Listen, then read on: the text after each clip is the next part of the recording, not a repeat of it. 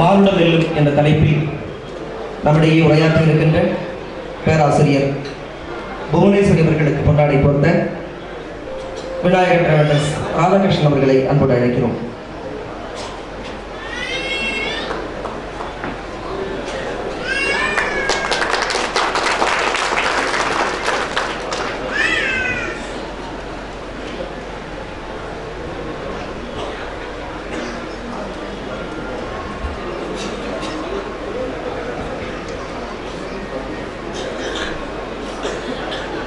நம்முடைய சிறப்பு விருந்தினர் உதவி பேராசிரியை மதிப்பிற்குரிய புவனேஸ்வரி அம்மா அவர்கள் இங்கே வீற்றிருக்கிறார்கள்.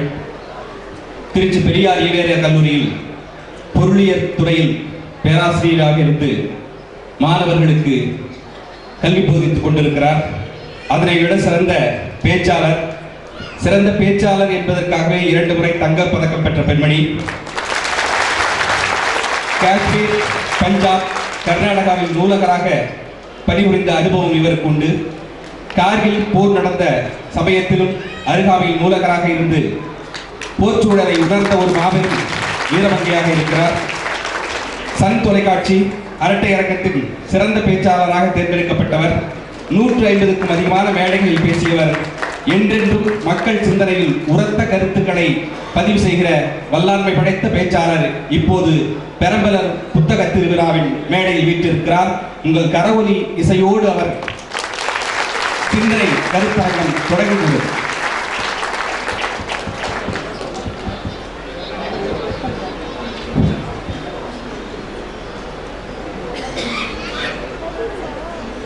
அரிது அரிது மானிடராய் பிறத்தல் அரிது, அதனினும் அரிது இந்தியராய் பிறத்தல் அரிது, அதனினும் அரிது தமிழராய் பிறத்தல் அரிது.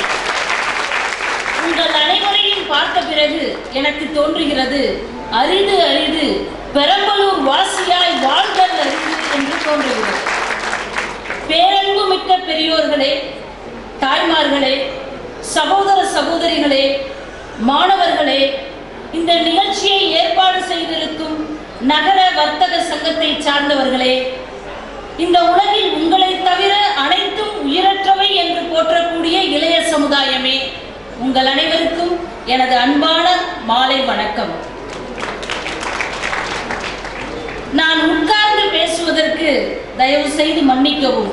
ஆனால் என்னுடைய பேச்சு நிச்சயமாக உட்கார்ந்து போகாது என்று நான் உத்தரவாதம் சொல்கிறேன். ஒரு 5 வருடத்திற்கு முன்பு இந்த பெரம்பலூர் மாவட்டம் எப்படி இருந்தது என்று நான் நினைத்து பார்க்கிறேன். இப்பொழுது எப்படி இருக்கிறது? ஒரு அபரிதமான வளர்ச்சி, ஒரு ஆச்சரியமான மாற்றம், அதிரடி மாற்றம். தமிழ்நாட்டில் உள்ள எல்லா மாவட்டங்களும் பெரம்பலூர் மாவட்டத்தை பார்த்து மூக்கில் விரலை வைக்கிறது, ஏன் பொறாமை கூட படுகிறது. இதற்கு காரணம் என்ன? எத்தனையோ ரியல் ஹீரோக்களை பார்த்திருக்கிறேன். ரியல் ஹீரோவாக ஒருத்தர் அமர்ந்திருக்கிறார். ஆங்கிலத்தில் சொல்வதென்றால் he is a man of action, he is an innovator, inspirator, implementer. ஈன்ற பொழுதும் பெரிதுவக்கும் தன்மகனை சான்றோன் என கேட்ட தாய் என்று சொன்னாரே திருவள்ளுவர். அவங்க அம்மாவை பார்த்து நான் அப்படி சொல்லணும்னு தோணும். அவங்க அம்மா கேரளாவில் இருப்பாங்கன்னு நினைக்கிறேன். ஆக இப்படி ஒரு அருமையான ஒரு ஊர், அருமையான மாவட்ட ஆட்சியாளர், நல்ல மக்கள். எங்க கணவர் இங்க வந்திருக்கிறார். அவர் என்கிட்ட சொன்னாரு, மானுடம் வெல்லும், தமிழ் சமுதாயம் ஜெயிக்கும், எந்த நம்பிக்கையில் நீ பேச இருக்கிறாய் என்று கேட்டார்.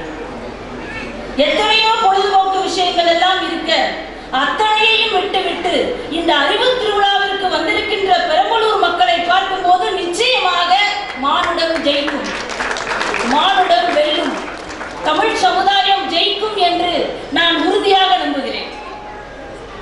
உங்க மாவட்ட தலைவரை பார்த்தபோது எனக்கு ஒரு கதை ஞாபகத்துக்கு வந்தது. நம்முடைய இந்தியாவில் நோபல் பரிசு பெற்றார் திரு கைலாஷ் சத்யார்த்தி அவர்கள். எதற்காக அவருக்கு பரிசு தரப்பட்டது என்று உங்கள் அனைவருக்கும் தெரியும். அவர் சிறுவர்களுக்கு எதிரான வன்முறைகளுக்காக குரல் கொடுத்தவர். எல்லா சிறுவர்களுக்கும் கல்வி தரப்பட வேண்டும் என்று 1990ஆம் ஆண்டிலிருந்து போராடியவர். அவர் அவருக்கும் பாகிஸ்தானை சேர்ந்த செல்வி மலாலாவுக்கும் இணைந்து விருது வழங்கப்பட்டது. இந்த விருது வழங்கும் விழாவிற்கு நம்முடைய கைலாஷ் சத்யார்த்தி அவர்கள் சென்றிருந்தார். எங்கு சென்றிருந்தார்? நார்வே நாட்டில் உள்ள ஆஸ்லோ நகருக்கு சென்றிருந்தார்.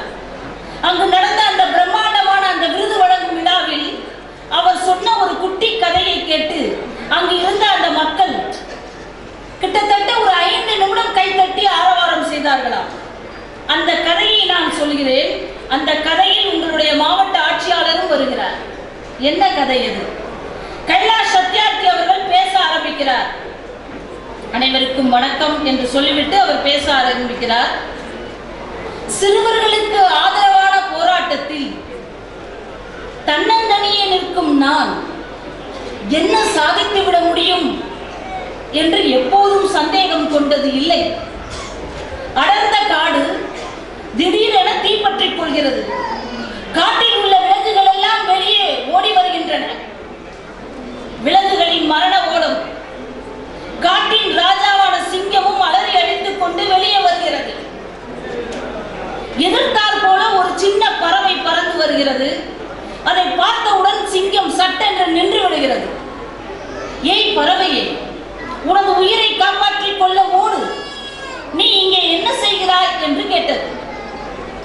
தீயை அணைக்க போகிறேன் என்று பதில் சொன்னது பறவை. சிங்கம் அலறியது. என்ன மடத்தனம் இது? உன் வாய் அளவில் இருக்கும் ஒரு சொட்டு தண்ணீரை கொண்டு இந்த தீயை அணைக்கப் போகிறாயா என்று கேட்டது. பறவை சொன்னது, இந்த ஒரு சொட்டு தண்ணீரை வைத்துக் கொண்டு தீயை அணைக்க முடியுமா முடியாதா என்றெல்லாம் எனக்கு தெரியாது.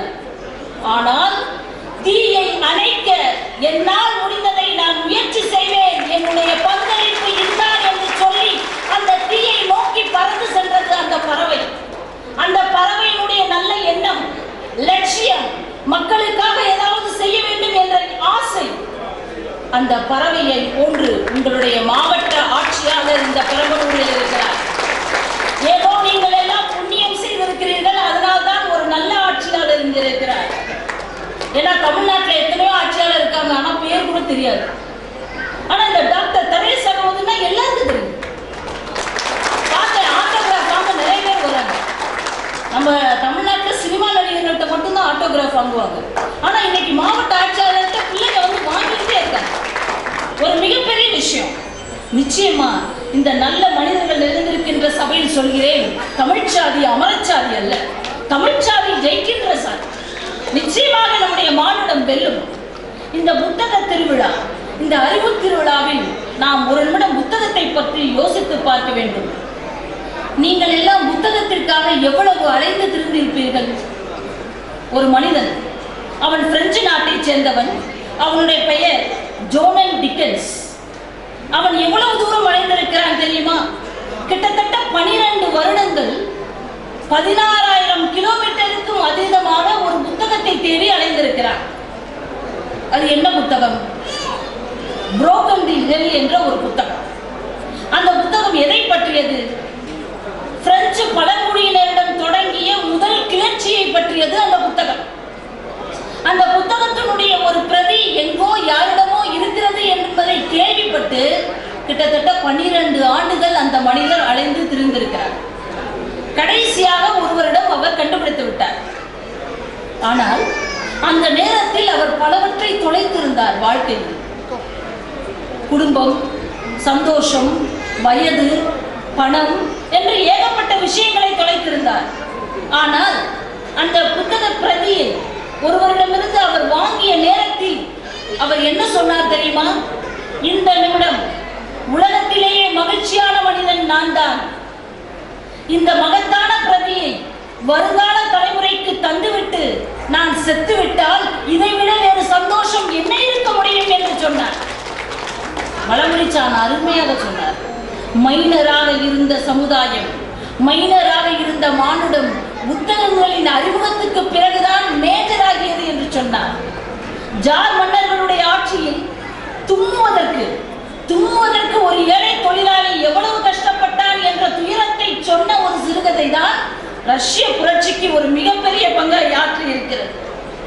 நண்பர்களே, ஒரு மனிதன் முழுமையடைய வேண்டும் என்றால் 2 விஷயம். ஒன்று பயணம், நல்ல டிராவல் பண்ணணும். மற்றொன்று புத்தகம். பயணமும் புத்தகமும் தான் ஒரு மனிதனை முழுமையாக்கும். காலில் நீர் படாமல் நீங்கள் சமுத்திரத்தை கடக்க முடியுமா?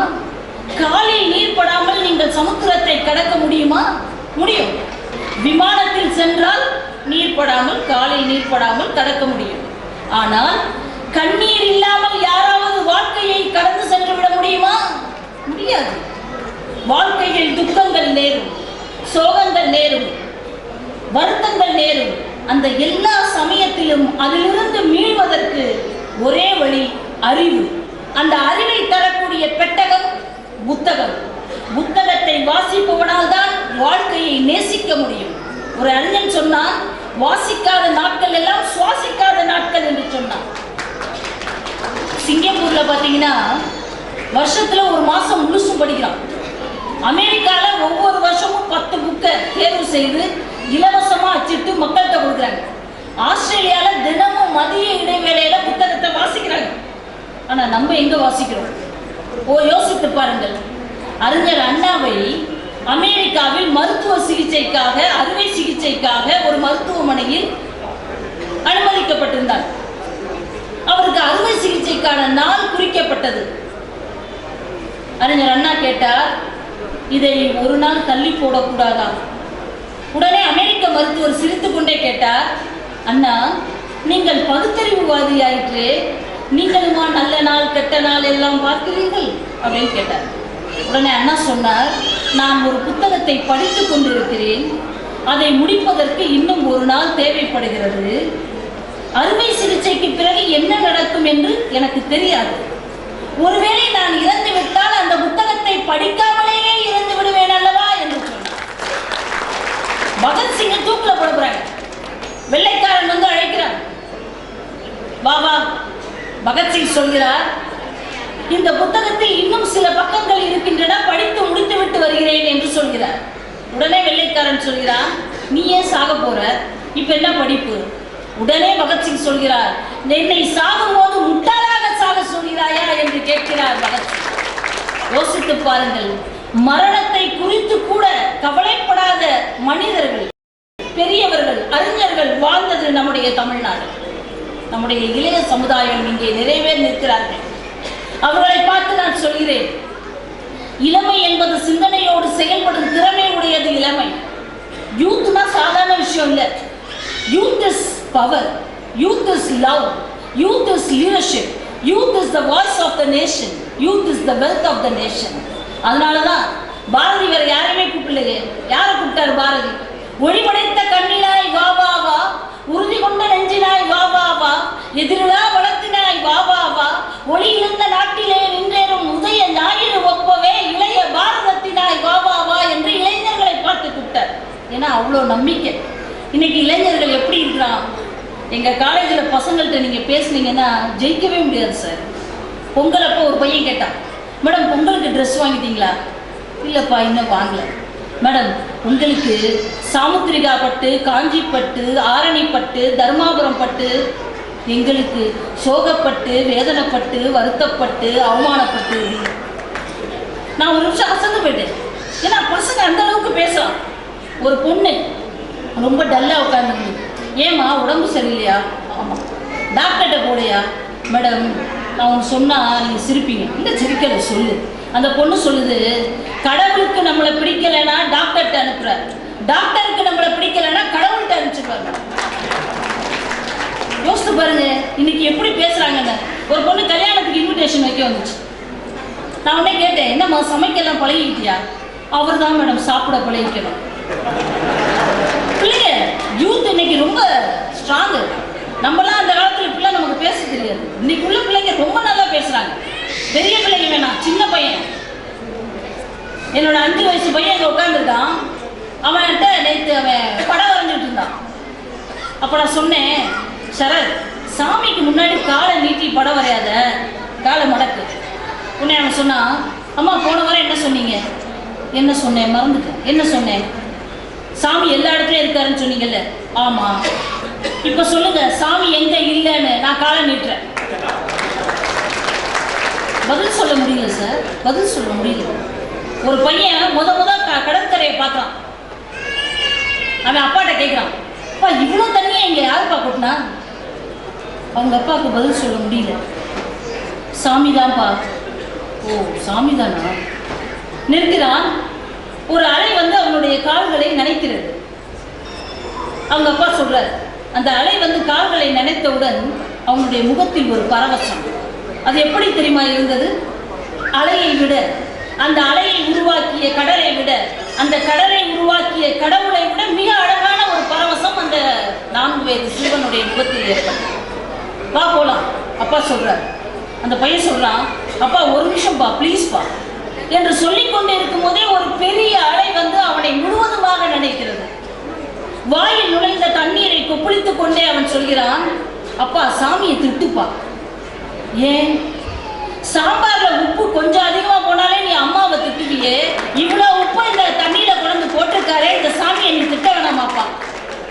யோசிச்சு பாருங்க. குழந்தைங்க ரொம்ப அறிவாளியா இருக்காங்க. இப்ப இருக்கிற குழந்தைங்க ரொம்ப அறிவாளியா இருக்காங்க. அவங்களுக்கு ஏத்த மாதிரி நம்மளும் அறிவாளியா ஆயிக்கணும். அப்பதான் இந்த சமுதாயத்தை ஜெயிக்கிற அளவுக்கு நம்ம கொண்டு போக முடியும். ஒரு நிகழ்ச்சியை உங்கள்கிட்ட நான் பகிர்ந்து கொள்ள ஆசைப்படுறேன். அந்த நிகழ்வு வந்து கிட்டத்தட்ட 2-3 நாள் என்னை தூக்கம் வராமல் தவிக்க செய்த ஒரு நிகழ்ச்சி. உங்களுக்கு எல்லாருக்கும் நிச்சயமா ஞாபகம் இருக்கும். ஒரு 3 மாதங்களுக்கு முன்பு டெல்லி உயிரியல் பூங்காவில் நடந்த ஒரு நிகழ்ச்சி. மெக்சூத் என்ற ஒரு வாலிபன், ஒரு இளைஞன், விஜய் என்று பெயரிடப்பட்ட ஒரு வெள்ளை புலியின் முன்பாக கையை கூப்பிக்கொண்டு கிட்டத்தட்ட 10 நிமிஷம் அமர்ந்திருந்த வீடியோ காட்சியை நீங்கள் யாரும் மறந்திருக்க மாட்டீர்கள். படிச்சிருக்கிறோம், பட்டம் வாங்கியிருக்கிறோம், பெரிய கல்வியாளர்கள் என்று போற்றப்படுகிறோம், விஞ்ஞானிகள் என்று பாராட்டப்படுகிறோம், டாக்டர்கள் என்று கௌரவிக்கப்படுகிறோம். ஆனால் ஒரு புலி எதிரே வந்தால் எப்படி தப்பிப்பது என்று நமக்கு தெரியாது. எங்க மாணவன் சொன்னா, மேடம் நாய் முன்னாடி வந்தாலே எப்படி தப்பிப்பதுன்னு தெரியாது, நீங்க புலியை பத்தி சொல்றீங்க. உடனே இன்னொரு பையன், சும்மா 4 பொண்ணுங்க சேர்ந்து வந்தாலே வாயிலிருந்து காத்துதான் மேடம் வரும், நீங்க புலியை சொல்றீங்க. யோசித்து பாருங்கள். தென்னாப்பிரிக்காவில் எங்கு தங்கம் கிடைக்கிறது? அலெக்சாண்டர் வைத்திருந்த குதிரையினுடைய பெயர் என்ன? புத்தருடைய இயற்பெயர் என்ன? இது எல்லாம் நமக்கு சொல்லித்தரப்பட்டிருக்கிறது. ஆனால் ஒரு ஆபத்து நேரும் போது அதை எப்படி எதிர்கொள்வது என்று நமக்கு சொல்லித்தரப்பட்டிருக்கிறதா என்றால் இல்லை. அந்த இளைஞன் ஒருவேளை அமைதியாய் எழுந்து நின்றிருந்தால் இவன் நம்மை விட உயரமாக வளர்த்தியாக இருக்கிறானே என்று எண்ணி அந்த புலி திரும்பி போயிருந்தாலும் போயிருக்கலாம்.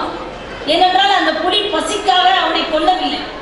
பசிக்காக கொண்டிருந்தால் அவனுடைய சரீரத்தை அங்கே விட்டு சென்று அந்த புலி போயிருக்கார். மேலே இருந்த பார்வையாளர்கள் எல்லாம் கல்லை எறிகிறார்கள், கூச்சல் எடுகிறார்கள். புலி சினம் கொள்கிறது, மேலே பார்த்து உருமுகிறது. தொடர்ந்து கல்லை எறிகிறார்கள், தொடர்ந்து கூச்சல் எடுகிறார்கள். புலி அவனை தாக்க முனைகிறது. நண்பர்களே, ஒரு விஷயத்தை நீங்கள் யோசித்து பாருங்கள். புலி சப்தத்திற்கு மிரளும், மிருகங்கள் எல்லாமே சப்தத்திற்கு மிரளும், ஆனால் நெருப்பிற்கு பயப்படும்.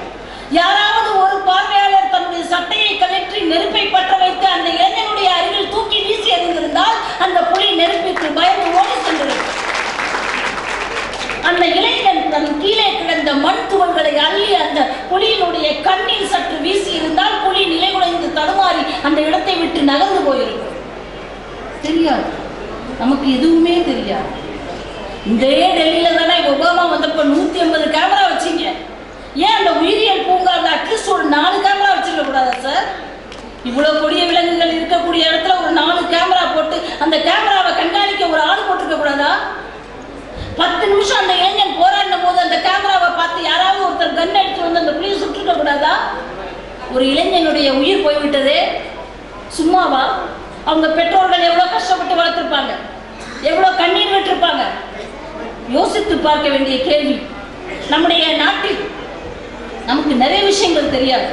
அடிப்படை சட்டங்கள் என்ன, நம்முடைய அடிப்படை உரிமைகள் என்ன, காவல் நிலையத்தை எப்படி அணுகுவது, மாரடைப்பு வந்தால் என்ன செய்வது, விபத்து ஏற்பட்டால் எப்படி சமாளிப்பது, என்னென்ன மருந்துகள் தடை செய்யப்பட்டவை, அதனால் ஏற்படக்கூடிய விளைவுகள் எப்படி, ஒரு மனிதனை மற்றொரு மனிதன் மரியாதை செய்வது எப்படி, நாகரிகமாக பேசுவது எப்படி, மற்றவர்களுடைய உணர்வுகளை புரிந்து கொள்வது எப்படி, நேர்மையாய் இருப்பது எப்படி, எதுவுமே நமக்கு சொல்லித்தரப்படவில்லை. வாழ்க்கைக்கும் வகுப்பறைக்கும் இடையே மிகப்பெரிய திரைச்சீலை தொங்குகிறது தமிழகத்தில். வாழ்க்கை கல்வியை யாருமே நமக்கு கற்றுத்தரவில்லையே. எப்போது கற்றுக்கொள்ளப் போகிறோம்? இந்த வாழ்க்கை கல்வியை கற்றுக்கொண்டால்தான் நம்முடைய மானுட சமுதாயம் ஜெயிக்கும். நான் இன்றைய இளைய தலைமுறையினரை பார்த்து கேட்கிறேன். தி. ஜானகிராமன், ஜெயகாந்தன், புதுமை பித்தன், லாசாரா, அசோகமித்திரன், சாண்டில்யன், கல்கி, இவர்கள் எழுதிய புத்தகங்களை எல்லாம் படித்திருக்கிறீர்களா அல்லது இவர்கள் எழுதிய புத்தகங்களை எல்லாம் பார்த்திருக்கிறீர்களா என்பதே சந்தேகம். நம்முடைய தாய்மொழியான தமிழ் மொழியில் உள்ள நல்ல புத்தகங்களை நாம் தேடி தேடி படிக்க வேண்டாமா? நம்முடைய தமிழ் மொழி சாதாரண மொழியா? நம்முடைய தாய்மொழி எல்லா மொழியும் பிறந்து சிறப்பானது. ஆனால் நம்முடைய தாய்மொழி பிறக்கும் போதே சிறப்பாக பிறந்து மேலும் மேலும் சிறந்தது நம்முடைய தமிழ் மொழி. தமிழ் மொழி வயிற்று மொழி அல்ல, அது ஒரு வாழ்க்கை மொழி. உங்களுடைய குழந்தைகளுக்கு எடுத்து சொல்லுங்கள். நான் சொல்ல போகின்ற ஒரு விஷயத்தை, அமெரிக்காவில் உள்ள மிகப்பெரிய கட்டிடம் என்று போற்றப்படுகிற எம்பையர் ஸ்டேட் கட்டிடத்தை போன்று 30 மடங்கு அதிகமான பிரமிடுகளை கட்டிய எகிப்தியர்கள் பேசிய எகிப்திய மொழி இப்பொழுது உயிருடன் இல்லை. இந்த உலகத்தையே தன்னுடைய காலடியில் விழச் செய்வேன் என்று சொன்ன அலெக்சாண்டர் பேசிய ஆதி கிரேக்க மொழி இப்பொழுது உயிருடன் இல்லை. ஆசைகளை துறக்க சொன்ன புத்தர் பேசிய பாலி மொழி இப்பொழுது இல்லை. அன்பிற்கினிய இயேசுநாதர் பேசிய ஹீப்ரு மொழியின் கிளை மொழியான அரபிக் மொழி இப்பொழுது இல்லை. இத்தனை மொழிகளோடு பிறந்து வளர்ந்து தனது தோழமை மொழிகள் எல்லாம் சிதைந்து விட்ட போதிலும், ஏன் இறந்து விட்ட போதிலும், வாழ்வாங்கு வாழ்ந்து கொண்டிருக்கின்ற ஒரே மொழி நம்முடைய தாய்மொழி, செம்மொழி தமிழ் மொழி. அந்த தமிழ் மொழியை நம்ம படிக்க வேணாமா? உடனே கேட்பான் உங்க பையன், மேடம் அப்ப தமிழே படிச்சா போதுமா, ஆங்கிலம் வேணாமா? அப்ப ஆங்கிலம் இல்லைன்னா நீ இன்னைக்கு ஒண்ணுமே செய்ய முடியாது. English language is the window to the world. Without thorough knowledge of English, it is very difficult to find a job in this competitive world. ஆங்கிலம் படிக்கணும். ஒவ்வொரு மாணவனும் ஒவ்வொரு மனிதனும் டிக்ஷனரியை பாக்கெட்ல வச்சுட்டு தான் வாழ்நாள் ஃபுல்லா வாழணும். எங்க ஃப்ரெண்டு ஒருத்தவங்க சொன்னாங்க, எங்க வீட்டுல பணத்தை ஒழிச்சு வைக்கணும்னா ஒரே ஒரு பாதுகாப்பான இடம் டிக்ஷனரி. ஏன்னா யாரும் தொட மாட்டாங்க. எப்படி சார் ஆங்கிலம் கத்துக்க முடியும்? எத்தனை பேர் ஆங்கில செய்தித்தாளை பார்க்கிறோம்? படிக்கணும். அர்த்தம் புரியல உடனே டிக்ஷனரியை எடுத்து படிக்கணும். அப்பதான் நம்ம ஆங்கில அறிவை வளர்த்துக்க முடியும். கம்யூனிகேட்டிவ் ஸ்கில், கம்யூனிகேட்டிவ் எபிலிட்டி இல்லைன்னா இன்னைக்கு வேலை கிடைக்காது. வளர்த்துக்கணும். அடுத்து ஆங்கிலம் மட்டும் நான் வேணும்னு சொல்ல மாட்டேன், அடுத்து ஹிந்தி வேணும். நான் எப்ப தமிழ்நாடு பார்டரை தாண்டி காஷ்மீர்ல கார்கில்ல முதல் அப்பாயின்மெண்ட் போடணும், கார்கில்ல 1 வருஷம், ஸ்ரீநகர்ல 1 வருஷம், பஞ்சாப்ல 4 வருஷம், கர்நாடகால 4 வருஷம். அப்போதான் எனக்கு தெரிஞ்சது ஹிந்தி எவ்வளவு முக்கியம் அப்படின்னு தெரிஞ்சது. அதுக்கப்புறம் கத்துக்கிட்டோம், அது வேற விஷயம். हिंदी पति சொல்லணும்னா हिंदी हमारा राष्ट्र भाषा, तमिलनाडु को पार करने पर अंग्रेजी हमारी मदद नहीं कर सकती है, इसलिए हमें हिंदी सीखना पड़ेगा. தமிழ்நாட்டினுடைய எல்லையை தாண்டினால் நீ கற்றிருக்கின்ற ஆங்கிலம் உனக்கு உதவி செய்யாது. நிச்சயமா ஹிந்தி கத்துக்கணும். கத்துக்கிட்டு போயிட்டா நான் ரொம்ப கஷ்டப்பட்டு இருந்துக்க மாட்டேன். கத்துக்காம போய் நிறைய கஷ்டப்பட்டு அவங்க சாதாரணமா சிரிச்சா கூட பேசினா கூட நம்மளை பத்தி தான் பேசுறாங்களோ. நீங்க ஒண்ணு புரிஞ்சுக்கணும், ஹிந்தி மொழி வேணாம்னு சொல்றவங்களுக்குலாம் நான் ஒன்னே ஒன்று கேட்கிறேன் சார். பாரதியார் அவருக்கு எத்தனை மொழி தெரியும் தெரியுமா? அவருக்கு 8 மொழி தெரியும் சார். தமிழ், ஆங்கிலம், மலையாளம், தெலுங்கு, சமஸ்கிருதம், ஹிந்தி, பிரெஞ்சு, லத்தீன், 8 மொழியை பாரதி கத்திருக்கிறாரே. அவருக்கு தமிழ் பற்று இல்லையா? தமிழ் பற்று தமிழ்நாட்டுக்கு சொல்லிக் கொடுத்த பாரதி 8 மொழியை கத்திருக்கானே, நம்ம எத்தனை மொழியை கத்துக்க போறோம் சொல்லுங்க. அதனாலதானே பாரதியார் சொல்ல முடிஞ்சிச்சு, யாவறிந்த மொழிகளிலே தமிழ் மொழி போல் இல்லாவது எங்கும் காணாமல் என்று சொன்னார். நிறைய மொழியை கத்துக்கிட்டாங்க. நான் என்ன சொல்வேன், உங்க குழந்தைகளுக்கு நிறைய மொழிகளை கற்றுக் கொடுங்க. நான் ஒன்னே ஒன்று சொல்றேன், எல்லா மொழியையும் நேசிப்போம், ஆனால் தமிழ் மொழியை மட்டும் சுவாசிப்போம். ஏன்னா நிறைய மொழி கத்துக்கணும். கத்துக்கிட்டாதான் நமக்குடைய அறிவு மற்ற மொழிகளில் என்னென்ன விஷயம் இருக்கு, என்னென்ன தெரிஞ்சிருக்கு, அதை எப்படி நம்ம கத்துக்கலாம் அப்படிங்கிற ஒரு ஆர்வம் வரும். இன்னைக்கு உள்ள சமுதாயத்தில் ஒரு மிகப்பெரிய ஒரு வருத்தப்படக்கூடிய ஒரு விஷயம் என்னன்னா, ஒரு கலாச்சாரம் பரவி கொண்டு வருகிறது. அது என்ன கலாச்சாரம் அப்படின்னு பார்த்தீங்கன்னா, தற்கொலை கலாச்சாரம். காதல் தோல்வியா தற்கொலை, தேர்வில் தோல்வியா தற்கொலை, கணவன் மனைவி சண்டையா தற்கொலை, மதிப்பெண் குறைவா தற்கொலை. இந்த தற்கொலையை பற்றி சொல்லும்போது நான் ஒரு நிகழ்ச்சியை சொல்ல ஆசைப்படுகிறேன். உயிரையும் உடலையும் அதிர வைத்த ஒரு கேள்வியை ஒரு சிறுமி கேட்டார். ஒரு அப்பா, அவர் வாழ்க்கையில தோத்துட்டார், வியாபாரத்துல பெரிய நஷ்டம், வாழ்க்கையில் தான் தோற்றுவிட்டோம், சாவிலாவது தோற்றுவிடக் கூடாது என்ற உறுதியோடு மனைவியிடம் பேசுகிறார். சாவதற்கான வழிகளை கலந்து ஆலோசிக்கிறார். தூக்கில் மாட்டிக்கொள்ளலாம், ஆனால் கயிறு அறுந்துவிட்டால், கிணற்றில் குதிக்கலாம், ஒருவேளை நீர்மட்டம் குறைவாக இருந்தால், விஷம் அருந்தலாம், அதில் கலப்படம் இருந்தால், தீ பற்ற வைத்துக் கொள்ளலாம், நெருப்பு பாதியில் அணைந்து விட்டால். இத்தனையையும் கேட்டுக்கொண்டு ஒரு மூலையில் சப்பு சாமான் வைத்து விளையாடி கொண்டிருந்த 8 வயது சிறுமி கேட்டால், அப்பா, சாவதற்கே இத்தனை வழிகள் இருக்கும் போது வாழ்வதற்கு ஒரு வழி கூட இல்லையா அப்பா என்று கேட்டார். அவள் கேட்ட அந்த ஒரு கேள்வி தற்கொலை பாதையில் சென்று கொண்டிருந்த அந்த குடும்பத்தை தன்னம்பிக்கை பாதைக்கு இழுத்து சென்றது. தன்னம்பிக்கைனா என்ன சார்? நம்மளை நாமே நம்புறது. The greatest loss is the loss of self confidence என்று சொல்வார்கள். விவேகானந்தர் சொன்னார், கடவுளை நம்பாதவன் நாஸ்திகன் அல்ல, தன்னை நம்பாதவன் தான் நாஸ்திகன் என்று சொன்னார். தன்னம்பிக்கையை எப்படி வளர்த்துக்கிறது? உளவியல் அறிஞர்கள் அழகாக சொல்கிறார்கள். எப்படி உங்க மொபைல்ல டெய்லி சார்ஜ் பண்றீங்களோ, அது மாதிரி தினமும் காலையில் ஒரு 3 நிமிடம் உங்களுக்கு நீங்களே சொல்லிக் கொள்ளுங்கள், என்னால் செய்ய முடியும். இன்னொரு சக மனிதனால் செய்ய முடிந்த எல்லா காரியத்தையும் என்னால் செய்ய முடியும். நிறத்தால், உருவத்தால் நீங்களும் நானும் வேறுபட்டு இருக்கலாம், ஆனால் சிந்திக்கக்கூடிய திறன் கிட்டத்தட்ட எல்லாருக்குமே ஒன்றுதான். நம்முடைய மூளை மிகவும் அற்புதமான ஒரு விஷயம். ஆகவே நம்மால் செய்ய முடியும் என்ற எண்ணத்தை நாம் ஏற்படுத்திக் கொள்ள வேண்டும். இங்க இருக்கிற பெண்களை பார்த்து நான் ஒரு விஷயம் சொல்ல ஆசைப்படுறேன். விளம்பரங்களை பார்க்குறாங்க. ஒரு பெண்ணு ஒரு கிரீமை தடவுறாலாம், உடனே செல்ஃப் கான்ஃபிடன்ஸ் வந்துருதான், ஏர் ஹோஸ்டஸ் ஜாப் கிடைச்சிருதான். கிரீம் டப்பா எங்கேயாவது செல்ஃப் கான்ஃபிடன்ஸ் தருமா சார்? யோசிச்சு பாருங்க. கிரீம் டப்பா செல்ஃப் கான்ஃபிடன்ஸ் தருமா? தராது. எப்போது நம்முடைய புத்தியும் அறிவும் தகுதியும் திறமையும் ஆற்றலும் கொஞ்சம் கொஞ்சமாக வளர்கிறதோ அப்பதான் நமக்கு அந்த செல்ஃப் கான்ஃபிடன்ஸ் வரும். அந்த செல்ஃப் கான்ஃபிடன்ஸ் வளரணும்னா நிறைய படிக்கணும், நிறைய கத்துக்கணும். பொதுமக்களே, உங்களுக்கு ஒன்றை சொல்கிறேன். பெண்ணிலேயே அதிக அழகான பெண் மதர் தெரசா, ஆணிலேயே அதிக அழகான ஆண் மகாத்மா காந்தி. ஆக இந்த மாதிரி விளம்பரங்களை எல்லாம் பார்த்து செல்ஃப் கான்ஃபிடன்ஸை நம்மால் ஏற்றுக்கொள்ள முடியாது. ஒரு தாய் தன்னுடைய 4 வயது மகனை பெரிய கனவுகளோடு பள்ளிக்கு அனுப்புகிறார். அந்த பையனுக்கு காது சற்று கேட்காது.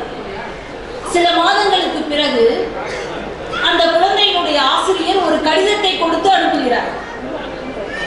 என்ன கடிதம்? உங்கள் மகனுக்கு படிப்பு வராது, இவனை இனிமேல் பள்ளிக்கு அனுப்பாதீர்கள் என்று அந்த கடிதத்தில் குறிப்பிடப்பட்டிருந்தது. இதை பார்த்தவுடன் அந்த தாய் அந்த குழந்தையை அணைத்துக் கொண்டு சொன்னால், என் மகன் ஒன்று முட்டாள் அல்ல, இவனுக்கு நானே சொல்லிக் கொடுப்பேன், இவனை நானே படிக்க வைப்பேன் என்று சொல்லி வீட்டில் இருந்து கொண்டே சொல்லிக் கொடுத்தார். படிப்பு ஏறாது என்று முத்திரை குத்தப்பட்ட அந்த பையன், அந்த பையனை பற்றி இன்றும் பள்ளிக்கூட மாணவர்கள் பாடத்தில் படிக்கிறார்கள். அந்த பையன் வேறு யாரும் அல்ல, தாமஸ் ஆல்வா எடிசன். அந்த தாயினுடைய நம்பிக்கை அந்த குழந்தையை விஞ்ஞானியாக்கியது. நீங்க இன்னைக்கு உலக புகழ்பெற்ற பில் கேட்ஸை பத்தி சொல்றோமே, அவர் ஆரம்பத்தில் எவ்வளவு கஷ்டப்பட்டார் தெரியுமா? பெரிய நஷ்டம், என்ன செய்யணும்னு தெரியல. தன்னோட வீட்டில் உள்ள கார் பார்க்கிங்ல தான் நண்பர்களோடு ஆரம்பித்த நிறுவனம் தான் மைக்ரோசாஃப்ட். நாராயணமூர்த்தி சார் இன்ஃபோசிஸ் ஆரம்பிச்சாரு, அவருக்கு ஏகப்பட்ட நஷ்டம். கடைசியாக மனைவியினுடைய நகையை அடகு வைத்து அவர் ஆரம்பித்த நிறுவனம் தான் இன்னைக்கு புகழ்பெற்ற இன்ஃபோசிஸ். உலகத்திலேயே மிகச்சிறந்த கார் ஃபோர்டு கார். அந்த காரை கண்டுபிடிச்ச அந்த ஹென்ரி ஃபோர்டு என்ன செஞ்சாரு தெரியுமா? ரிவர்ஸ் கியரை வைக்க மறந்துட்டார். ஆக எல்லாருக்குமே தோல்வி, எல்லாருக்குமே தோல்வி வரும், துயரம் வரும், கஷ்டம் வரும், அவமானம் வரும், வேதனை வரும். நான் ஒன்னே ஒன்று சொல்றேன், நான் வயசுல சின்னவளா இருந்தாலும் நான் சொல்றத மட்டும் கொஞ்சம் நீங்க கவனிங்க. நமக்கு துக்கம் ஏற்படும் போது, அவமானம் ஏற்படும் போது, கஷ்டம் ஏற்படும் போது, வருத்தம் ஏற்படும் போது 2 கேள்விகளை கேட்க கற்றுக்கொள்ள வேண்டும். முதல் கேள்வி, அதனால் என்ன? 2வது கேள்வி, அடுத்து என்ன? பிரச்சனை வந்துருச்சு, அதனால என்ன? அடுத்து என்ன செய்யணும்? இந்த 2 கேள்விகளையும் உங்களுடைய வாழ்க்கையில் நீங்கள் கேட்டுக்கொண்டே இருங்கள். நிச்சயமாக வெற்றி உங்களுக்கு கிடைக்கும். 2 விஷயத்தை நீங்க மறந்துடணும். என்ன 2 விஷயத்தை மறக்க சொல்றேன்? 1, நீங்கள் மற்றவருக்கு செய்த உதவி. நிறைய பேர் சொல்லுவாங்க, இந்த பொண்ணுக்கு நான் எவ்வளவு உதவி செஞ்சேன், இன்னைக்கு திரும்பி கூட பார்க்க மாட்டேன். நீங்க எப்ப ஒரு உதவியை செஞ்சீங்களோ அந்த கடமை, அந்த உதவியை மறந்து விட வேண்டும். அடுத்தது, மற்றவர் உங்களுக்கு செய்த தீங்கு. சிலவங்க சொல்லுவாங்க, நான் அவரை மன்னிச்சுட்டேன், ஆனா அவர் செஞ்ச தப்பை மறக்கவே முடியல. இது என்ன லாஜிக்? எப்ப நீங்க ஒருத்தனை மன்னிக்கிறீங்களோ அப்பயே அவனை நீங்க மறந்துடணும், அவன் செஞ்ச தவறை நீங்க மறந்துடணும். இந்த 2 விஷயத்தையும் நீங்கள் செய்தீர்கள் என்றால் நிச்சயமாக நல்ல மனிதர்களாக வாழ முடியும். பாரதி யோசிச்சு பாருங்க, அவங்களோட மனைவியினுடைய காதில் ஒரு குண்டுமணி தங்கம் கூட கிடையாது சார். அடுத்த வேளை சாப்பாட்டுக்கு அந்த அம்மா எங்கேயாவது செல்லமா அரிசியை வாங்கி கொண்டு வந்து வைப்பாங்க. மகள்கள் இருவரும் திருமண வயதில் இருந்தார்கள். இப்படிப்பட்ட ஒரு வறுமை வாட்டுகின்ற சூழ்நிலையில் பாரதி என்ன சொன்னான்? எத்தனை கோடி இன்பங்கள் வைத்தாய் இறைவா அப்படின்னு. அந்த பாசிட்டிவ் திங்கிங், எது இருந்தாலும் சரி பார்த்துக்கலாம், எல்லாம் சரியாகும். அதனால தான் ஆங்கிலத்தில் சொல்லுவார்கள், count your blessings not your troubles அப்படின்னு. நீ எத்தனையோ விஷயங்களால் ஆசீர்வதிக்கப்பட்டிருக்கிறாய், உன்னுடைய பிரச்சனைகளை மட்டும் பார்க்காதே, உனக்கு கிடைத்த நல்லவைகளை பற்றி யோசித்துப்பார் என்று சொல்கிறார். நம்முடைய மானுட சமுதாயம் ஜெயிக்க வேண்டும் என்றால் நாம் முயற்சி செய்ய வேண்டும். என்னால முடியாது சொல்பவன் சராசரி, எனது லட்சியத்தை அடையும் வரை நான் தொடர்ந்து போராடுவேன் என்று சொல்பவன் சாதனையாளன். நீ சராசரியா சாதனையாளனா என்று முடிவு செய்ய போவது நீதான். உடனே சொல்லுவான் நம்ம ஆளு, மேடம் எனக்கெல்லாம் அதிர்ஷ்டம் இல்லை மேடம். அதிர்ஷ்டம்னா என்ன? அதிர்ஷ்டம்னா என்ன? நம்முடைய தகுதியும் நம்முடைய தயாரிப்பும் வாய்ப்பும் சந்திக்கக்கூடிய ஒரு புள்ளிக்கு பெயர் தான் அதிர்ஷ்டம். நம்மை தயார்படுத்திக் கொள்ளாமல், தகுதிப்படுத்திக் கொள்ளாமல், வாய்ப்பு கதவை தட்டாமல் எதிர்வீட்டுக்காரனுக்கு அதிர்ஷ்டம் என்று அங்கலாய்ப்பது என்ன அர்த்தம்? நிறைய பேருக்கு இன்னைக்கு பொறாமைனா என்ன? மற்றவர்களுடைய நலனை பார்த்து பொறுத்து கொள்ள முடியாத தன்மை பொறாமை. திருவள்ளுவர்கிட்ட கேட்டாங்க, பொறாமைனா என்ன, பொறாமையால ஏற்படக்கூடிய விளைவு என்ன? திருவள்ளுவர்கிட்ட பதில் இல்லை.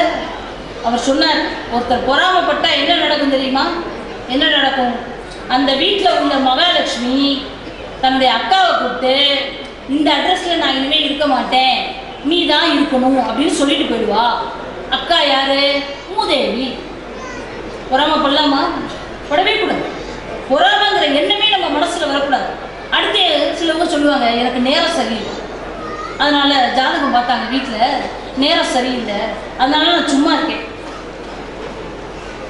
ஒரு ஜாதகத்தினுடைய கட்டங்கள் தான் ஒரு மனிதனுடைய முன்னேற்றத்தை தீர்மானிக்கும் என்றால் மனிதனுடைய முயற்சிக்கு என்ன அர்த்தம்?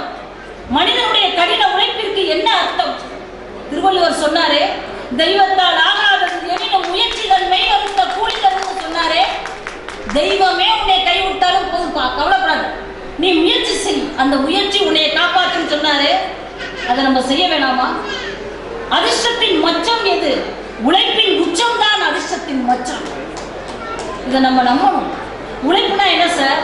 மாவீரன் நெப்போலியன் அழகாக சொன்னார், எனது கைகளை நீட்டும் போது அதனுடைய எல்லை எனக்கு தெரியும், கால்களை நீட்டும் போது என்னுடைய எல்லை எனக்கு தெரியும், ஆனால் உழைப்பின் எல்லை எனக்கு தெரியவே தெரியாது என்று சொன்னார். சார் விஸ்வேஸ்வர ஐயா 95 வயசானார், ரொம்ப ஆரோக்கியமா பிரிஸ்கா இருந்தார். அவரை பார்த்து பத்திரிகையாளர் கேட்டார், என்ன ஐயா இப்படி 95 வயசுல நீங்க இவ்வளவு ஆரோக்கியமா இருக்கீங்களே? அதற்கு சார் விஸ்வேஸ்வர ஐயா சொன்னார், பலமுறை யமதர்மன் என் வீட்டிற்கு வந்து அறை வாசலில் கதவை திறந்து பார்ப்பார். நான் ஏதாவது ஒரு வேலை செய்து கொண்டிருப்பேன். எப்போதும் ஏதாவது ஒரு வேலை செய்து கொண்டிருக்கும் இவனை ஏன் தொந்தரவு செய்ய வேண்டும் என்று சொல்லி போய்விடுவான். ஆக என்று சொன்னார் விஸ்வேஸ்வரன். உழைப்பவனை பார்த்து யமதர்மனே பயப்படுகிறார். ஆனா எனக்கு பிடிச்ச வேலை வந்தாலும் நான் போவேங்கிறான். இல்லை, எந்த வேலை கிடைத்தாலும் நான் அந்த வேலையில் சேர்ந்து கொண்டு என்னுடைய லட்சிய வேலைக்காக நான் தயார்படுத்தி கொண்டிருப்பேன், முயற்சி செய்து கொண்டிருப்பேன் என்ற எண்ணம் வந்தால் நம்முடைய தமிழ் சமுதாயம் ஜெயிக்கும். அந்த எண்ணத்தை நம்ம எல்லாருமே ஏற்படுத்திக்கணும். ஆங்கிலத்தில் அழகாக சொல்வார்கள், God gives food to every bird, but God does not throw food into birds' nest. அப்படின்னா கடவுள் எல்லா பறவைகளுக்கும் உணவை தருகிறார், ஆனால் பறவையினுடைய கூட்டிற்கு சென்று உணவை கடவுள் தெளிப்பது கிடையாது. பறவை பறக்க வேண்டும், தேடி அலைய வேண்டும், உணவு கிடைக்கும். Success depends upon hard work. There is no word substitute. எந்த வேர்டும் இல்லை சார். ஹார்ட் ஒர்க்குக்கு பதிலாக, கடின உழைப்புக்கு பதிலாக நீங்க எந்த வார்த்தையும் சொல்ல முடியாது. மகாத்மா காந்திக்கும் டால்ஸ்டாய்க்கும் ஒரு நல்ல உறவு இருந்துச்சு. அவங்க 2 பேரும் கடிதம் போட்டுக்குவாங்க. இன்னைக்கு தானே மொபைல், அன்னைக்கெல்லாம் மொபைல் கிடையாது. 2 பேரும் கடிதம் போட்டுக்குவாங்க. அப்ப ஒரு தடவை மகாத்மா காந்தி டால்ஸ்டாய்க்கு கடிதம் எழுதுறார். மதிப்புக்குரிய டால்ஸ்டாய் அவர்களே, அன்பு, பாசம், கருணை, நேர்மை, வாய்மை, சத்தியம் இதெல்லாம் எழுதுகிறீர்களே, இதெல்லாம் எதனுடைய விளைவு, எதனுடைய தாக்கம் என்று கடிதம் எழுதுகிறார். அதற்கு டால்ஸ்டாய் பதில் எழுதுகிறார், மதிப்பிற்குரிய மகாத்மா காந்தி அவர்களே, உங்களுடைய இந்திய நாட்டில் தமிழ்நாடு என்று ஒரு மாநிலம் இருக்கிறது. அந்த மாநிலத்தில் உள்ள ஒரு புத்தகத்தின் லத்தீன் மொழியாக்கத்தை நான் படித்தேன். அதனுடைய விளைவுதான் இது. அந்த புத்தகத்தின் பெயர் திருக்குறள் என்று சொன்னார். அந்த நாள் வரைக்கும் மகாத்மா காந்திக்கு திருக்குறள்னு ஒரு புத்தகம் இருக்குன்னே தெரியாது சார். அவர் திருக்குறளை பார்த்தது கூட கிடையாது. உடனே தன்னோட பிஏவை கொடுத்தார், போய் திருக்குறள்னு ஒரு புத்தகம் இருக்காமே அதனுடைய ஆங்கில மொழியாக்கத்தை வாங்கிட்டு வா. உடனே பிஏ வாங்கிட்டு வந்து கொடுக்குறார். உடனே அந்த புத்தகத்தை புரட்டி பார்க்கிறார் மகாத்மா காந்தி. அவர் புரட்டும் போது அவருடைய கண்ணில் ஒரு திருக்குறள் படுகிறது. என்ன திருக்குறள் தெரியுமா? உறங்குவது போலும் சாக்காடு, உறங்கி விழிப்பது போலும் பிறப்பு. உறக்கம், விழிப்பு எப்படி உயிர்களிடத்தில் மாறி மாறி வருகிறதோ அதுபோல பிறப்பும் இறப்பும் மாறி மாறி வரும் இயல்புடையது. காந்தி அசந்து போறார். நீ தூங்குற ஒவ்வொரு நாளும் நீ இறக்கிறாய், விழிக்கிற ஒவ்வொரு நாளும் நீ பிறக்கிறாய். பிறப்பையும் இறப்பையும் இவ்வளவு எளிமையா இருந்தால் சொல்லிட்டானே பயந்து போறார், ஆச்சரியப்படுகிறார் காந்தி. அவர் சொல்கிறார், அடுத்த ஜென்மம் என்று ஒன்று இருந்தால் நான் தமிழனாய் பிறப்பேன். அதனாலதான் அவர் தமிழ் மொழியை காந்தி எழுத படிக்க கத்துக்கிட்டாருன்னு சொல்றாரு. அப்படிப்பட்ட ஒரு நல்ல மனிதர்கள் வாழ்ந்தது இல்லையா நம்ம நாடு, நம்ம தமிழ்நாடு. ஒரு தடவை காந்தி சென்னைக்கு வர்றார். ஒரு நல்ல கூட்டம், அருமையா பேசிட்டு போயிடுறார். உடனே பாரதி அவருக்கு கடிதம் எழுதுகிறார். மதிப்புக்குரிய மகாத்மா காந்தி அவர்களே, தங்களுடைய பேச்சு சுதந்திர வேட்கையை ஊட்டுவதாக இருந்தது. அடிமை விலங்கை அவிழ்த்தறிய வேண்டும் என்ற ஆசையை எங்களுடைய உள்ளத்தில் ஏற்படுத்தியது. நன்றி. உண்மையுடன் பாரதி. பின்குறிப்பு: எந்த வெள்ளையனை இந்த நாட்டில் இருந்து வெளியேற்ற வேண்டும் என்று போராடுகிறோமோ அந்த வெள்ளையன் பேசுகின்ற ஆங்கிலத்தில் நீங்கள் பேசியது மனசுக்கு வருத்தமாக இருந்தது. நீங்கள் உங்கள் தாய்மொழியான குஜராத்தியில் பேசியிருக்கலாம், ஹிந்தியில் பேசியிருக்கலாம், சமஸ்கிருதத்தில் பேசியிருக்கலாம் என்று முடித்துவிட்டார். இதை படித்தவுடன் மகாத்மா காந்தி ஒரு கடிதம் எழுதுகிறார். மதிப்புக்குரிய பாரதி அவர்களே, நான் இமாலய தவறு செய்து விட்டேன். இனிமேல் நம்முடைய மொழிகளில் நான் பேசுகிறேன். பின்குறிப்பு: இந்த கடிதத்தை ஏன் ஆங்கிலத்தில் எழுதினீர்கள்? பாரதி இதுக்கு என்ன பதில் சொல்லியிருப்பான் யோசித்து பாருங்க. பாரதி அருமையான ஒரு பதிலை சொன்னார். மகாத்மா காந்தி அவர்களே, நான் யாருடைய மனதாவது புண்படுத்தும்படியாக பேச வேண்டியிருந்தால், யாருடைய மனசாவது வருத்தப்படும்படியாக பேச வேண்டியிருந்தால் என்னுடைய தாய்மொழியான தமிழ் மொழியை நான் பயன்படுத்த மாட்டேன் என்று. ஆனால் நாம் எப்படி பேசுகிறோம், வார்த்தைகளில் எவ்வளவு வன்முறையை நாம் உபயோகிக்கிறோம், குடும்பத்தில் உள்ள ஒவ்வொரு ஆணும் ஒவ்வொரு பெண்ணும் எவ்வளவு அநாகரிகமான வார்த்தைகளை நாம் பேசிக் கொண்டிருக்கிறோம். பாரதி சொன்னானே, வாக்கினில் இனிமை வேண்டும். வாக்கினில் இனிமை இருக்கிறதா? நம்முடைய குடும்பத்தில் காலையிலிருந்து இரவு வரை வாக்கினில் இனிமை இருக்கிறதா? நம்முடைய வாக்கினில் இனிமை இருந்தால் தானே நம்முடைய குழந்தைகளுடைய வாக்கினிலும் இனிமை வரும். நிறைய பேர் இன்னைக்கு சொல்றான், பக்கத்து வீட்டுக்காரனை பார்த்தா பாம்பை பார்க்குற மாதிரி இருக்கு, எதிர்த்த வீட்டுக்காரனை சுத்தமாக முடியாது. வேலை செய்கிறவனை கேளுங்க, பக்கத்து வீட்டுக்காரன்ட்ட பேசவே மாட்டேன். எப்படி சார், எப்படி இப்படி இருக்க முடியும்? அன்னை தெரசா கேட்டாங்க, அருகில் இருக்கும் சக மனிதரை நேசிக்காவிட்டால் கண்ணுக்கு தெரியாத கடவுளை நீ எப்படி நேசிப்பாய்? கடவுளை எப்படி நேசிப்பார்? உன் பக்கத்தில் உள்ளவன அன்பு செய். நபிகள் நாயகத்திடம் ஒரு கேள்வி கேட்டார்கள், இந்த உலகத்திலேயே கொடிய மிருகம் எது? அவர் சொன்னார், நாக்கு. எப்பொழுது இந்த நாக்கை அவிழ்த்து விடுகிறோமோ அதற்கு பிறகு அதை கட்ட முடியாது என்று சொன்னார். ஆக வார்த்தைகளில் நாம் இனிமையை சொல்ல வேண்டும். நம்முடைய குடும்பத்தில் இனிமையான வார்த்தைகள் வர வேண்டும். திருவள்ளுவன் சொன்னான், அறிவினால் ஆகுவதுண்டோ பிறரின் நோய் தன் நோய் போல் போற்றாக்கடை. நீ படிச்சவனா? மற்றவனோட நோயை பார்த்து, மற்றவனோட துன்பத்தை பார்த்து ஏதாவது உதவி செய்யணும்னு யோசி. செய்யறோமா? அடுத்தவனுடைய துன்பத்தை கண்டு துயரப்படுகின்ற எண்ணம் இன்று குறைந்து விட்டது. நம்முடைய இருதயத்தில் எல்லாம் ஈரம் வறண்டு விட்டது. இன்னைக்கு ஒரு வீட்டுக்கு போறீங்க, வாங்க வாங்க வாங்கன்னு சொல்லிட்டே இருக்காங்க, ஆனா கண்ணு முழுசும் டிவியை பார்த்துட்டே இருக்கு. ஏன் வந்தாங்க? இந்த சீரியல் பார்க்கும்போது நம்மளை தொந்தரவு பண்றாங்களே அப்படிங்கிற எண்ணம் இன்னைக்கு குடும்பத்தில் இருக்கு. சார், முன்னாடிலாம் ஒவ்வொரு பஞ்சாயத்துலையும் ஒவ்வொரு டிவி, இன்னைக்கு ஒவ்வொரு டிவிலையும் ஒவ்வொரு பஞ்சாயத்து. இன்னைக்கு ஆண்கள்லாம் கொஞ்சம் பயந்து போயிருக்காங்க, ஏன்னா சொல்வதெல்லாம் உண்மையில நம்மளே இழுத்து விட்டுருவாளோ நம்ம ஒய்ஃபு. இந்த மாதிரி ஆயிடுச்சு நம்ம சமுதாயம். சிலரோட வீட்டுக்கு போய் நம்ம பேசிக்கிட்டே இருப்போம். சார், கிளம்பலான்ட்டு கிளம்புவோம், டீ சாப்பிட்றீங்களா? விருந்தவங்களுக்கு பெயர் கொண்ட தமிழ்நாட்டில் எழுந்து வரும்போது டீ சாப்பிட்றீங்களான்னு கேட்கலாம். நம்ம என்ன சொல்லுவோம்? இவ்வளோ நேரம் பேசிட்டோம், நேரம் ஆயிடுச்சு, சரி இல்லை இல்லைங்க டீலாம் பரவாயில்ல, நான் சாப்பிட்டு வந்துட்டேன். இந்த மாதிரி ஒரு சமுதாயம் இருக்கிறது. உங்களை எங்கேயோ பார்த்த மாதிரி இருக்கே. ஃபேஸ்புக்கில் இருக்கீங்களா? இல்லை சார். வாட்ஸ்அப்பில்? இல்லை சார். ட்விட்டரில்? இல்லை சார். 10 மாசமா பக்கத்து வீட்டில் தான் சார். பக்கத்து வீட்டில் இருப்பவர்கள் யார் என்று கூட தெரியாத ஒரு சூழ்நிலையில் தன் குடும்பம், தன் கண்டு, தன் குழந்தை என்று நாம் வாழ்ந்து வருகிறோமே. இதை நாம் மாற்றிக்கொள்ள வேண்டாமா? இன்னைக்கு அன்புங்கிறது இல்லை. அன்பு என்று நிறைந்திருந்தால் அது சொர்க்கம், அன்பு மறைந்து விட்டால் அது நரகம் அப்படின்னு சொல்றாங்க. அன்பு இருக்கா? அன்பு மனிதனுடைய முகவரி.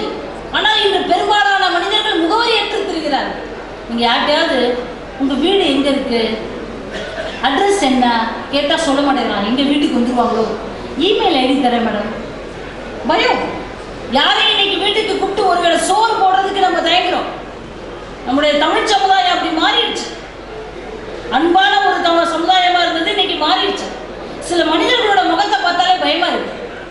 சிடு சிடு சிடு சிடு சிடுன்னு இருக்கான் காலையிலேருந்து சாயங்காலம் வரைக்கும்.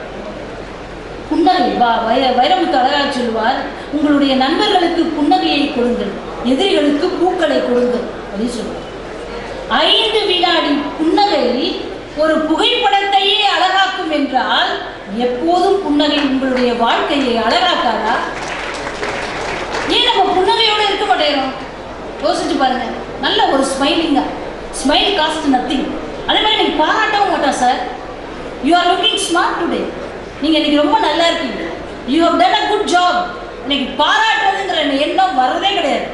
அது யாரா இருந்தாலும் சரி, நிறைய பேர் பாராட்டுறதே கிடையாது. பாராட்டணும் சார்.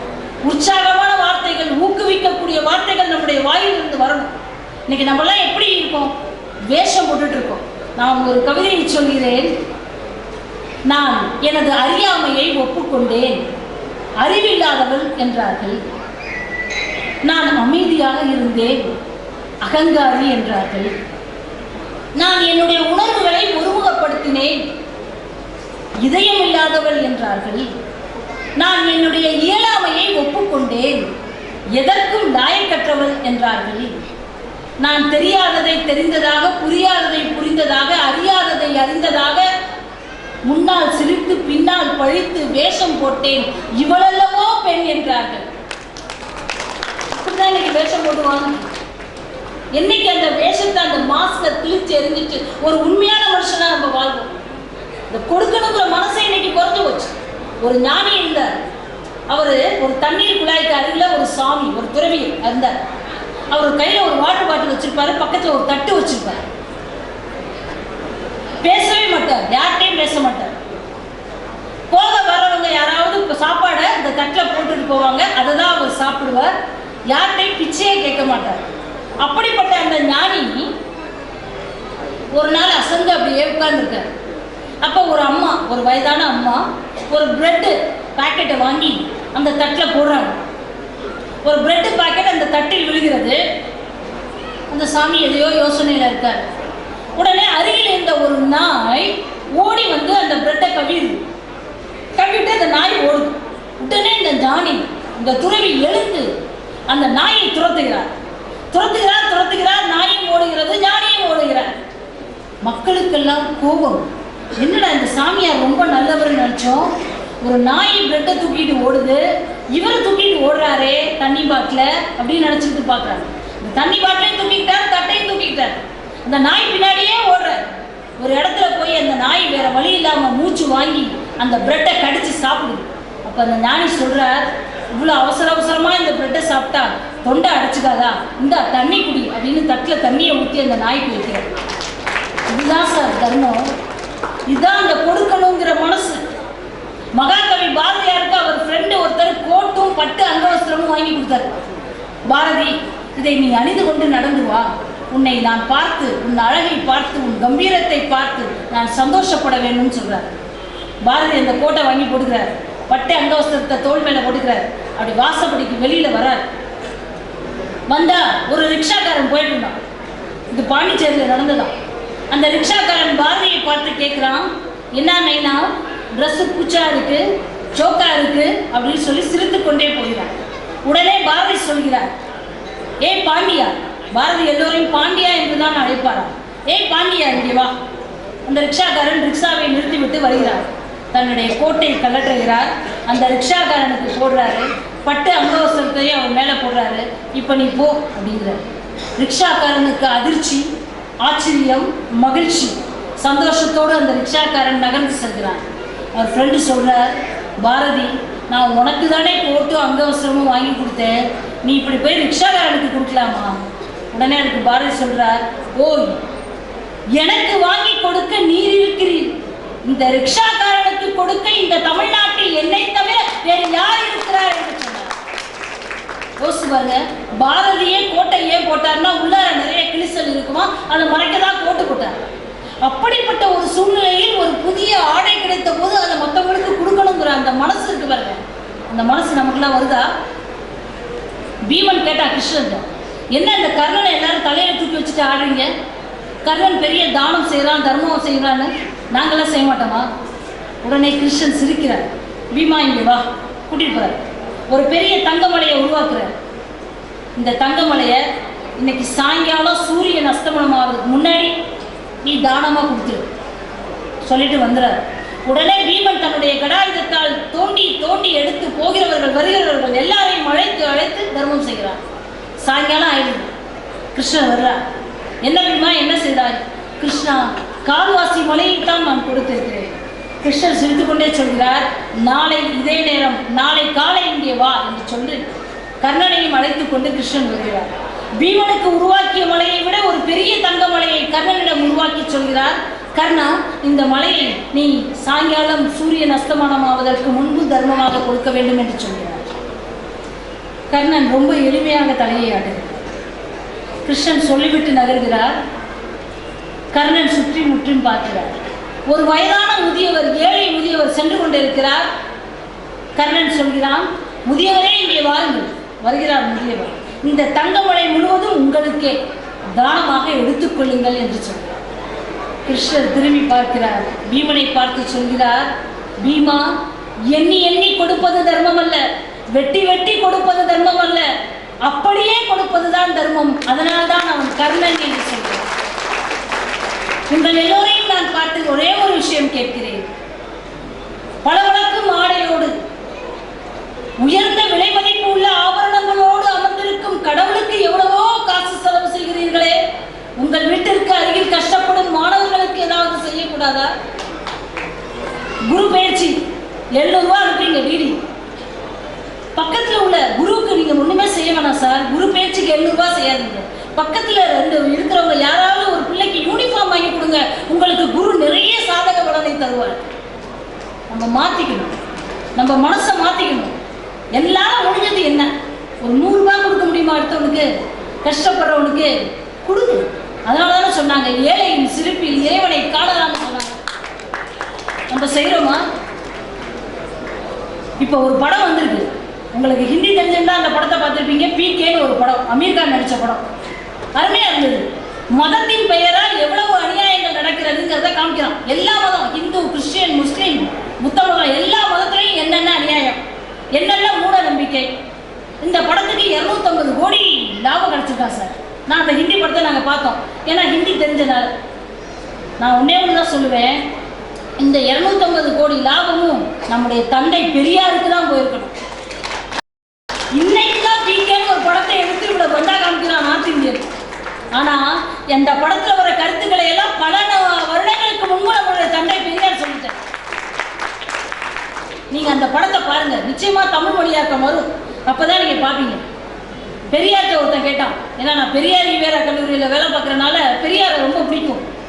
பெரியாரை கூப்பிட்டு கேட்டான். ஒரு மீட்டிங் நடந்தது, பெரியார் பேசி முடிச்சாரு, மழை சோன்னு பெய்யுது. பெரியார் காரில் ஏறுறதுக்காக போறாரு அவசர அவசரமா. அப்போ ஒரு இளைஞன் கையில் கொடையை வச்சுக்கிட்டு பெரியார் பின்னாடியே ஓடுறான். கார் கதவை திறந்து உள்ளார போலான்னு அப்படி பெரியார் நிற்கும் போது அவர் சொல்றான், ஐயா. பெரியார் திரும்புகிறார், என்ன? பொது நலத்துக்கும் சுயநலத்துக்கும் என்ன ஐயா வித்தியாசம்? பெரியார் இப்படியே பார்க்குறார். கையில் குடையோடு நிற்கும் அந்த இளைஞனை பார்த்து பெரியார் சொன்னார், இதோ சோ என்று மழை கொட்டுகிறதே அது பொது நலம், குடையை வைத்துக் கொண்டு நிற்கிறாரே அது சுயநலம். அருமையா சொன்னார். நம்ம எல்லாம் சுயநலமா இருக்கக்கூடாது, கொஞ்சமாவது மற்றவங்களுக்கு உதவி செய்யணும். நம்மளால என்ன செய்ய முடியுமோ அதை செய்யணும். இன்னைக்கு பார்த்தீங்கன்னா ஒன்றுமே தெரியாது சார், ஆனால் பில்டப் நிறைய கொடுக்குறான். ஒன்றுமே தெரியாது ஆனால் தெரிஞ்ச மாதிரி. சூப்பர் ஸ்டார் ரஜினிகாந்த் ஒரு இடத்துல பேசினார், அதை நான் உங்களுக்கு சொன்னீங்கன்னா நிச்சயமாக நீங்கள் அதை ரசிப்பீங்க. ஒரு பக்தன் இருந்தானாம், சூப்பர் ஸ்டார் சொன்னது, அவன் கடவுளுக்கு ஒரு பரிசை தர விரும்பினான். கடவுளுக்கு என்ன பரிசு தருவது? இந்த உடல், இந்த உயிர், உலகம், பொன், மண், ஆபரணம் எல்லாமே கடவுள் தந்தது. அவன் தந்ததே அவனுக்கு தரலாமா? சாச்சா, தரக்கூடாது. கடவுளுக்கு தரக்கூடிய ஒரு பரிசு அபூர்வமானதாக இருக்க வேண்டும். கடவுளிடம் இல்லாத ஒன்றை பரிசாக தர வேண்டும். இந்த பிரபஞ்சத்தில் வேறு எவனுமே கடவுளுக்கு அப்படி ஒரு பரிசை தந்திருக்க கூடாது. இப்படிலாம் யோசிச்சான். கடைசியில் அந்த பரிசை கடவுளுக்கு அவன் கொடுத்தான். சூப்பர் ஸ்டார் நிறுத்துறார், எல்லாரும் பார்க்குறாங்க. என்ன பரிசு தெரியுமா என்று கேட்டுவிட்டு சூப்பர் ஸ்டார் ரஜினிகாந்த் சொன்னார், அந்த பக்தன், நெஞ்சுருகி நின்ற அந்த பக்தன் தேடி தேடி இறுதியில் அந்த பரிசை கண்டுபிடித்தான். என்ன பரிசு தெரியுமா? ஒரு அபூர்வமான பரிசு. எந்த ஒரு மனிதனும் கடவுளுக்கு தரக்கூடிய பரிசு, கடவுளிடம் இல்லாத ஒரு பரிசு. மனிதன் தன்னுடைய அறியாமையை கடவுளுக்கு பரிசாக தந்தான் என்று சொன்னார். நாராயணனுக்கு ஆராதனை எனது அறியாமை ஒன்றே என்று சொன்ன அந்த பக்தன் பெயர் என்ன தெரியுமா என்று கேட்டார். அந்த கர்நாடகாவை சேர்ந்த அந்த சூப்பர் ஸ்டார், அவன் பெயர் கம்பன். கம்பன் எவ்வளவு பெரிய புத்திசாலி, எவ்வளவு பெரிய அறிவாளி கம்பன். அவன் சொல்றான், என்னுடைய அறியாமை, நான் அறியாமை மிக்கவன் அப்படின்னு கம்பன் சொல்றான். அப்ப நம்மலாம் யோசிச்சு பாருங்க, நம்ம நிறைய விஷயங்களை கத்துக்கணுமே ஒழிய நமக்கு எல்லாம் தெரியும் அப்படின்னு நினைக்கக்கூடாது. ஃபைட் ஃபார் ரைட் அப்படிங்கிறான். அநியாயத்திற்காக குரல் கொடு, அப்பதான் இந்த சமுதாயம் முன்னேறும். 1962 இந்தியா சீனாவுக்கும் போர். நம்ம அக்ஸை சீன் அப்படிங்கிற ஒரு பிளேஸ், ஒரு இடத்த சீனாட்ட தோதுறோம்.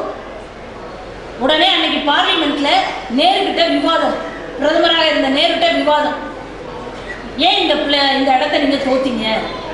அப்ப நேரு சமாளிக்கிறார். எப்படி சமாளிக்கிறார்? அந்த இடம் போனா போது விடுங்க, அந்த இடத்துல புல் பூண்டு கூட விளையாது அப்படின்னு சொல்றாரு.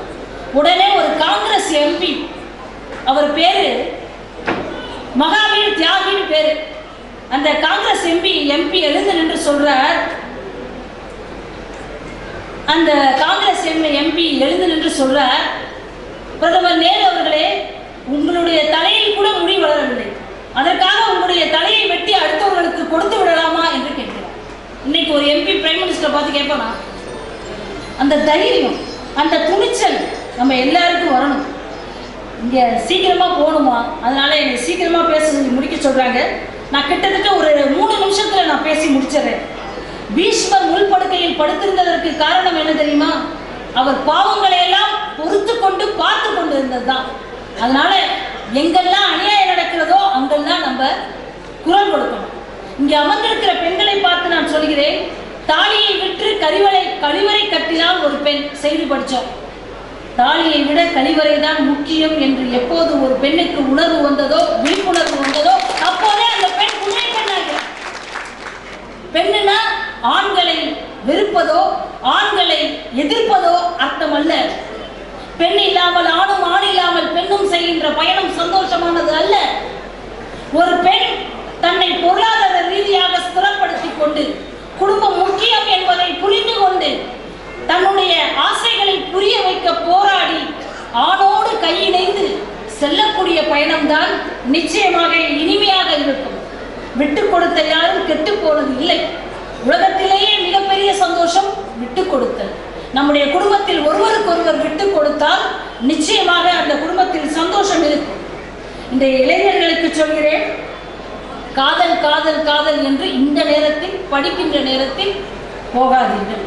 ஏனென்றால் ஒரு கவிஞன் அழகாக சொன்னான், காதல் செய்தால் தரையில் கால் நிற்காது, மொபைல்ல சார்ஜ் நிற்காது, பர்ஸ்ல காசு நிற்காது, நீ மட்டும்தான் நிற்ப நடுத்தருவில் அப்படின்னு சொன்னான்.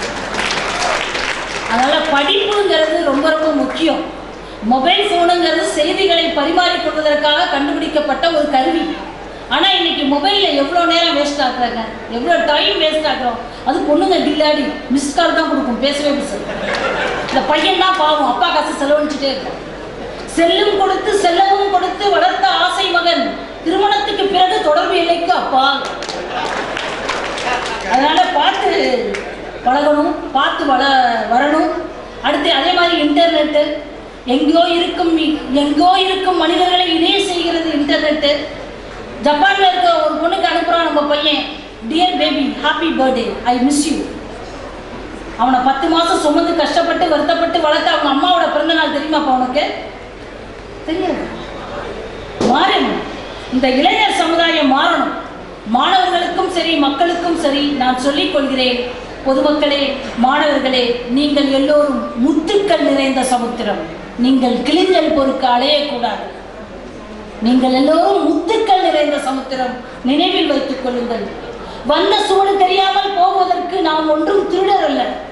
பிறந்து வளர்ந்த இந்த சமுதாயத்தில் ஏதாவது ஒரு சாதனையை செய்துவிட்டு ஒரு அடையாளத்தை பதிவு செய்துவிட்டு நாம் ஒவ்வொருவரும் இறக்க வேண்டும் என்ற எண்ணம் வர வேண்டும். Not everybody can be Mahatma Gandhi, அதன் மதர் தெரசா.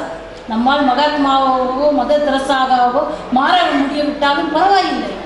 நல்ல மனிதனாக, நேர்மையான மனிதனாக, உழைக்கக்கூடிய மனிதனாக, மற்றவருக்கு உதவி செய்யக்கூடிய மனிதனாக, உங்களுடைய மாவட்ட ஆட்சியாளரை போன்று ஒரு நல்ல மனிதனாக வாழ முயற்சித்தால் நிச்சயமாக மாநில சமுதாயம் வெல்லும் வெல்லும் வெல்லும் என்று சொல்லி என்னை அழைத்த பேராசிரியர் திரு குமுணன் அவர்களுக்கு மனமார்ந்த நன்றியை சொல்லி விடைபெறுகிறேன். மீண்டும் சந்திப்போம். நன்றி.